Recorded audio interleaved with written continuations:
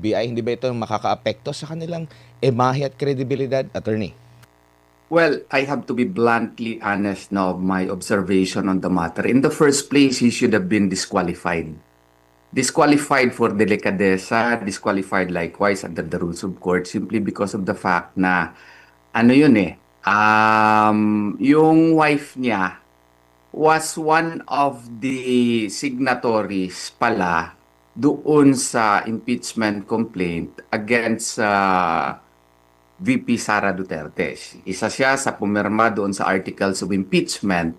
Then, by parity of reasoning, pwede natin i-apply by analogy, delikadesa na lang sana na hindi na siya nakikialam doon sa pag-investigate against kay VP Sara. Why?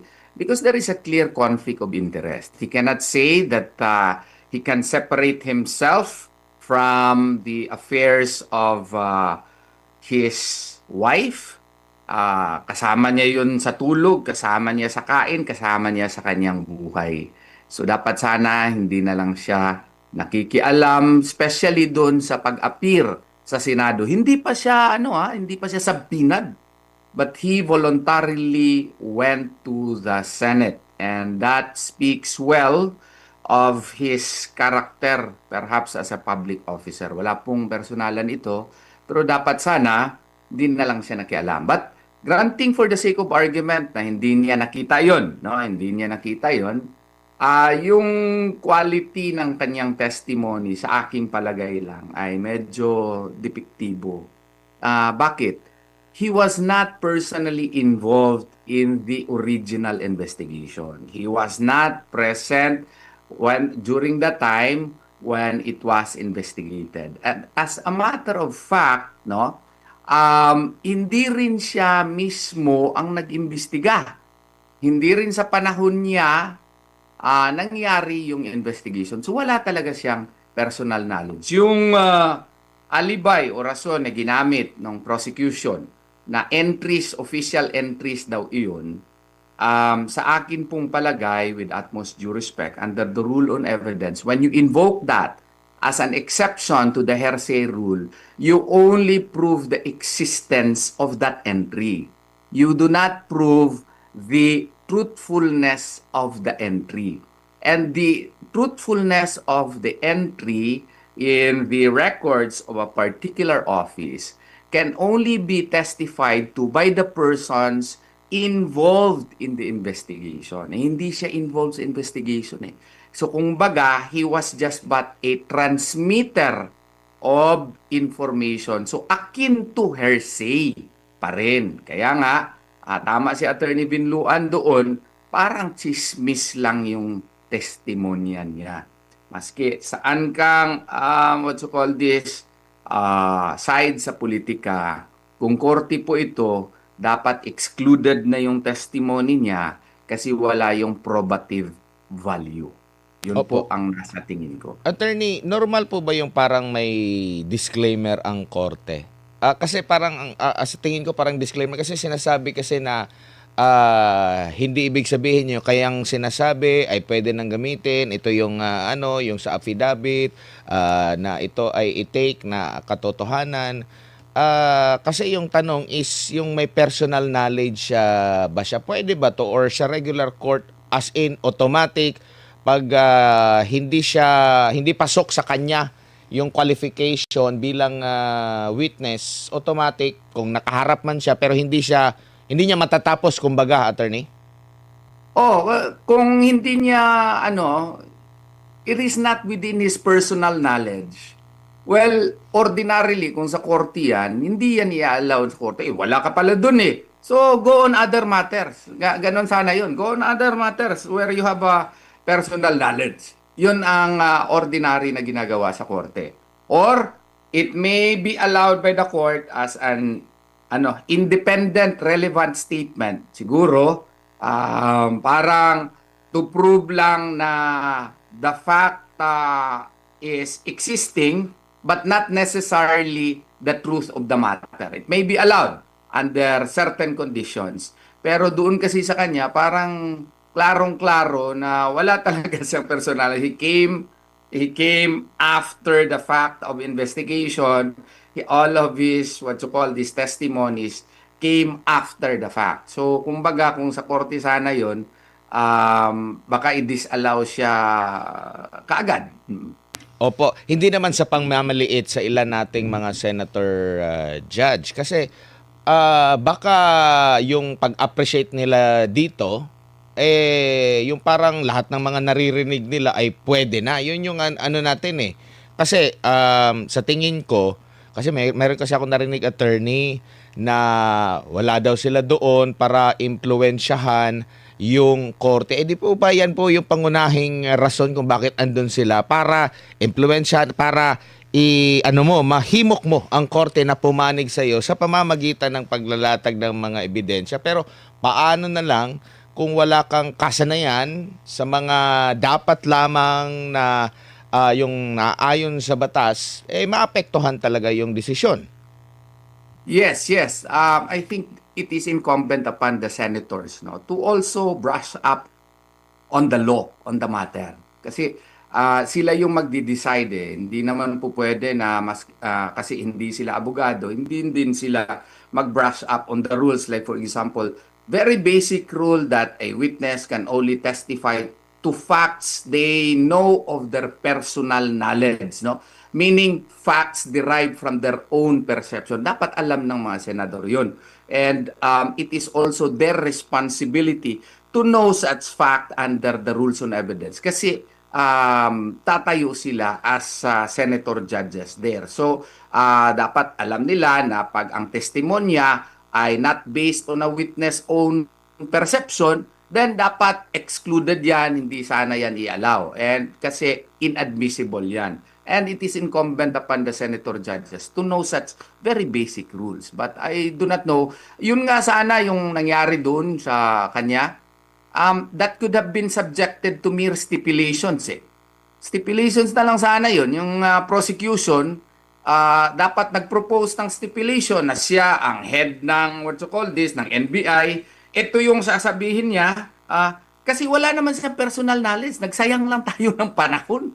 Puro lang pala chismis yung, what you call this, yung kanyang tinestify doon. And based on his belated headship of the NBI, which really do not have any probative value. Ang importante nga sana nun is sino yung mga tao na nandun, no, during the actual interview of what you call this, of Vice President Sara Duterte. Hindi ito lumalabas eh. Kasi yung mga tao na present talaga at that time when Vice President Sara Duterte was present, when she allegedly declared the threats, yun sana ang mga tao na may personal knowledge. Kasi sila yung maka-authenticate nung mga tape.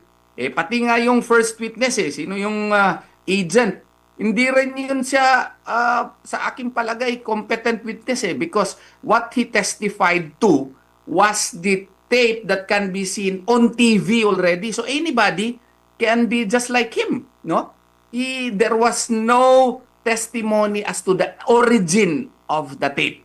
Kasi yung origin of the tape, yung raw file, should have been the one that should have been presented. Yun ang importante kung sa korte ito. Kasi kung doon ka na sa available, publicly available tapes, then you can, any Tom, Dick, or Harry can be made as a witness, which is not correct to my humble mind.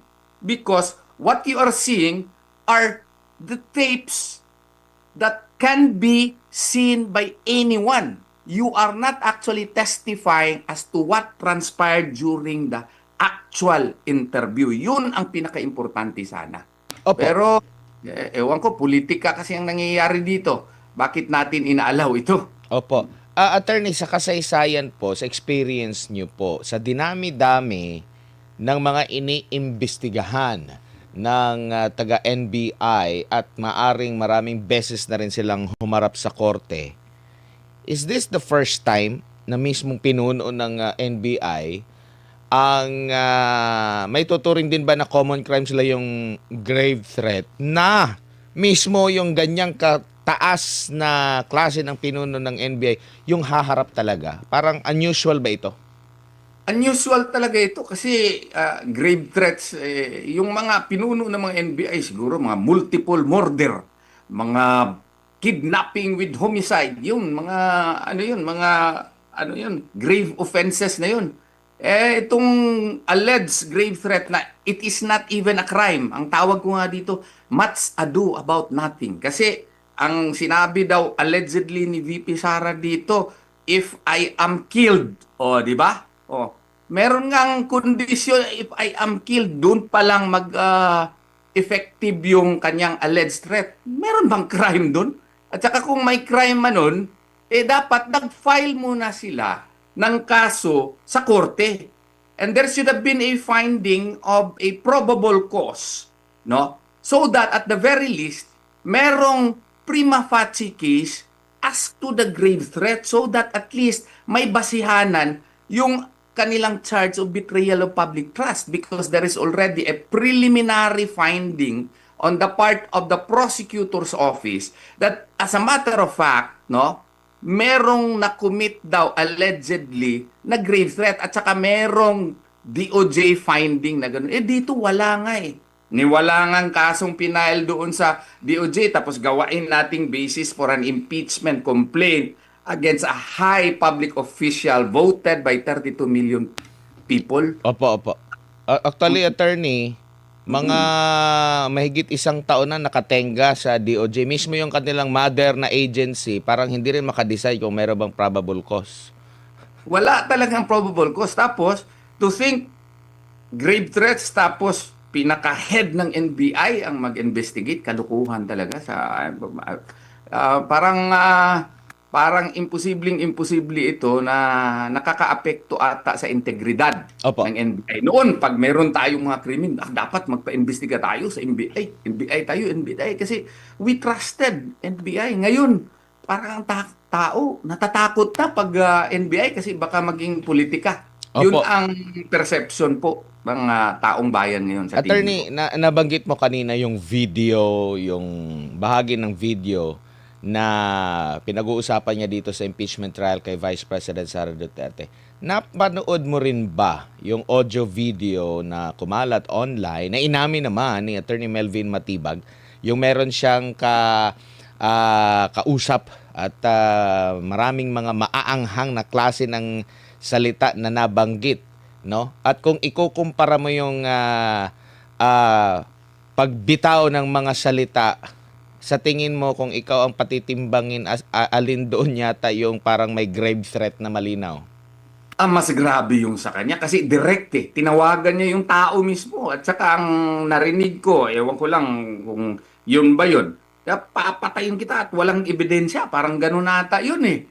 Yun ang grave threat kasi direct to the person. Oo, direct to the person.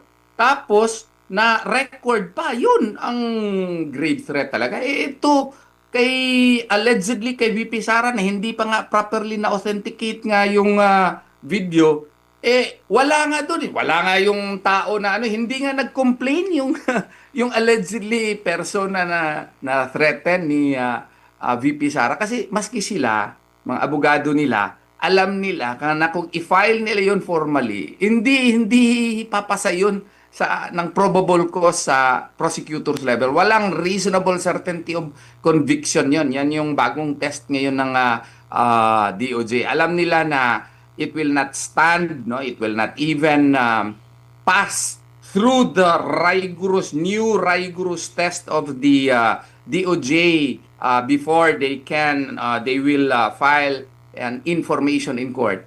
Kaya hindi nag-file. Ginawa pa nga yung first charge number 4 na ginawang first matter na on trial sa impeachment case against BP Sara. So this speaks a lot na mahina talaga itong impeachment case against BP Sara. Opo, pero ang dating ng kanyang pagrarason naman at umamin naman siya na dahil sa emotional outburst kaya nabanggit niya yun. Parang ang dating doon yung kay VP hindi katanggap-tanggap para sa kanya pero yung kanyang ginawa katanggap-tanggap. Double standard. Double standard siya. Yung kasi mga ganun na mga bagay, you have to put it into context, no? the contextual background by which an incident transpired. If you are the investigator, you have to know why the person did it. Because why is it important? That is important because there may be justifying circumstances, there may be exempting circumstances, there may be absolutory causes which can actually affect the classification of a crime. Yun. Like for example, pagkakita ka ng tao na nagsasabi, papatayin kita.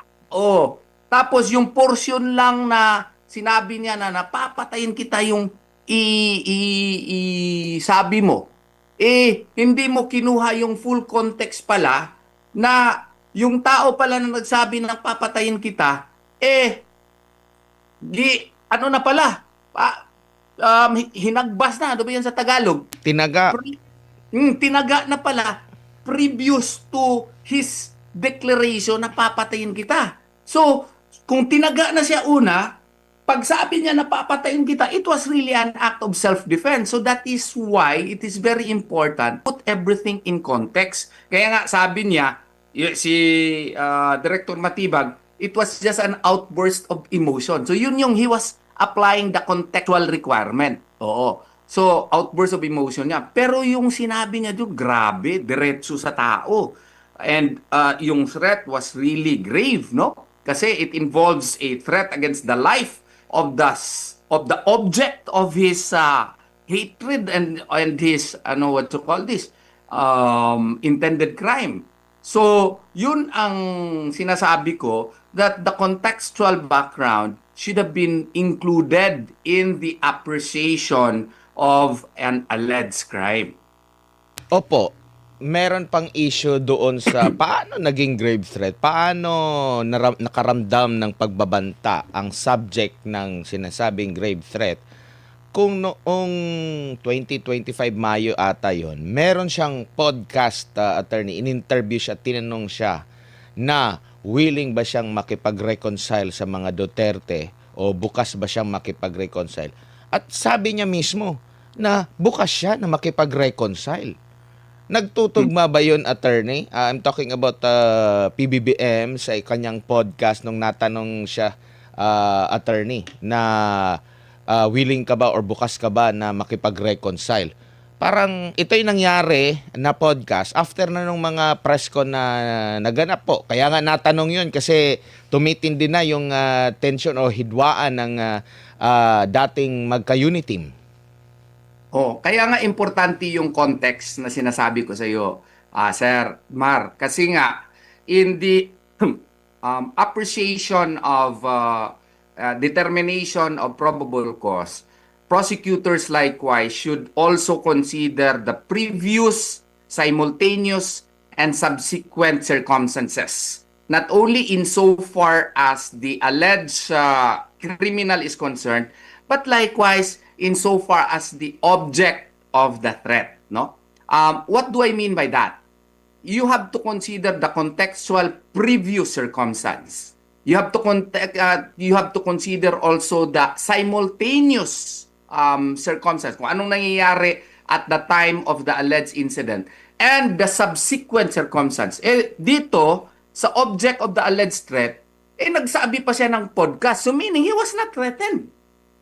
He was not threatened, and that should have been considered also by those who assessed the alleged crime and considered it as a betrayal of public trust, and made it into an impeachment complaint. Kasi kung dapat kinonsidera nila na yung object pala nung threat hindi naman pala threatened.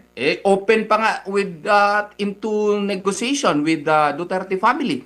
So why would you consider that as a betrayal of public trust when the object of the grave threat was even willing to talk to the Dutertes? And that should have been an important consideration in the determination as to whether or not it was a grave threat, or more importantly, as to whether or not it was an act that constituted betrayal of public trust. Dito naman tayo sa sinasabing pattern of evidence at pattern of yung kanyang yung sinasabi violence pala, no? Pattern of violence. At kanya pong inhalimbawa doon yung isang dekada at kalahati na nangyari diyan po sa Davao City na sinuntok na sheriff. Maituturing ba na magagamit ba na pattern na talaga yun? O baka isolated case lang po yun? Kasi parang after nun, meron na bang nasundan na ba? Kahit nga yung kahit nga yun, questionable din yun kung kasi yung konteksto parang mali ata yung pagkakaintindi or hindi inintindi yung konteksto, tapos idinugtong nila doon sa mga presko na ng pangalawang pangulo na kung i-backtrack mo bago yung mismo yung kanyang pahayag, andun yung dahilan kung bakit nabanggit niya yun. Like kagaya doon sa pupugutan ng ulo, may konteksto pala yun na parang nainis siya na yung paghingi ng PMA graduate, no? Attorney, anong masasabi mo dito sa pattern of violence na sinasabi ng kanilang investigasyon?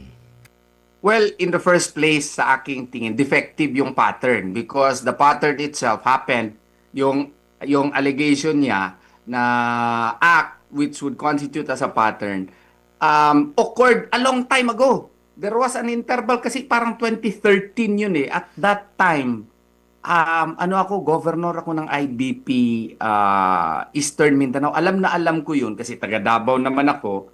At saka, yung sheriff noon, at one time, yung subject nung inimplementa ng sheriff, yung property doon, parang I was even a lawyer at one time nung one of the parties doon eh. Pero hindi ako nagpatuloy kasi parang nag-withdraw ako or something happened. Alam ko yung kaso na yun. Oo. And the context there was, I know for a fact na parang may sakuna na nangyari and that should have been considered also as to why that happened. Kasi parang may namatay nung panahon na yun and VP Sara, at that time Mayor Sara, was there to respond. And she requested the sheriff, i-hold mo lang muna kaya para pag-usapan natin. Yun ang maalala ko eh. Alam na alam ko yun kasi naging laman yun sa mga news items noon sa Davao City. So that matter should have also been considered. Again, the contextual background. So, kaya sinasabi ko maling-mali because yung pattern of behavior niya, ang interval masyadong malayo. Okay? And secondly, yung context naman nun ay ibang-iba. And that should be considered also in the consideration before one should conclude that such would constitute as a pattern of behavior. Opo. Dito naman po sa banggit na national security or national security threat or napag-usapan yung national security kaugnay nga dito sa banta ng Pangulo.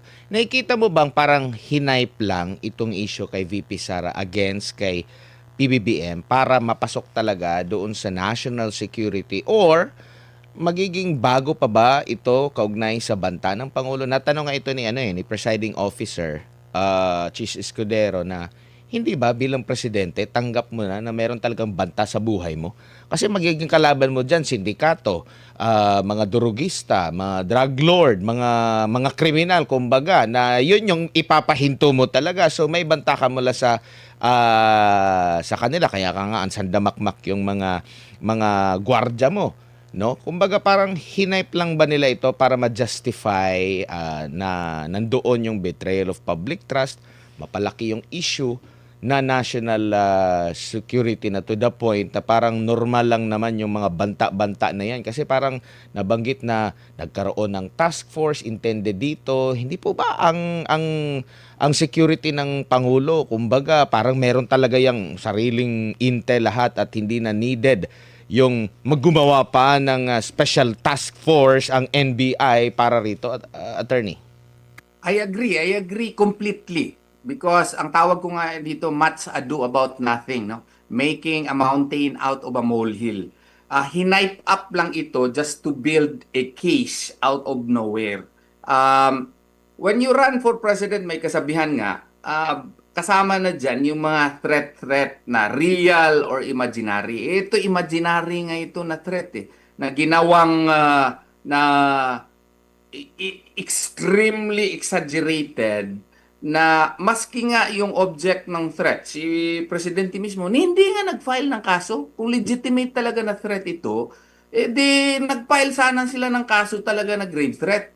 So, ang tingin ko talaga dito is, hinipe up ito para to build a case against the Vice President and so that there can be a case against her and ma-divert yung attention doon sa supposedly flood control issue and grave corruption that is happening in our government today. Kasi instead na pagtuunan ng pansin ng Kongreso at saka ng Senado para magkaroon ng totohanang investigasyon doon sa flood control, saan napunta ang mga bilyones, trilyones na pera natin, sinong nagkapera doon, dinivert itong issue na ito at itinututok doon kay Vice Presidente para magkaroon tayo ng circus at mawala na yung atensyon natin doon sa supposedly na dapat imbestigahin na yung grabing korupsyon na nangyayari sa ating bansa ngayon. Apo, Yun po ang